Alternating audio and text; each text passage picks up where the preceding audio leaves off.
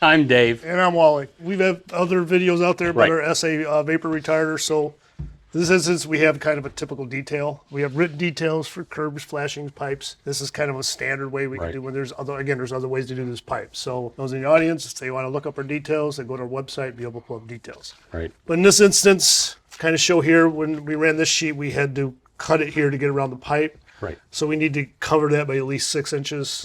Run this piece up the pipe, pretty simple.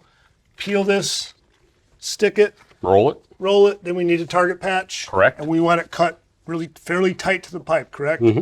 Peel the release paper, run it over top, stick it, what else? Roll it, Stick it, roll it, and then use your Flex Seal flex caulk. seal to caulk around the penetration. So if you're using this for an extent, maybe this is gonna be a temporary roof, you might want to wrap this a little more with the other detail, or you actually wrap around the pipe and do it like a TPO flashing, you actually field wrap it, so that might be something to do. So go check out our other videos at gaf.com/roofingit right.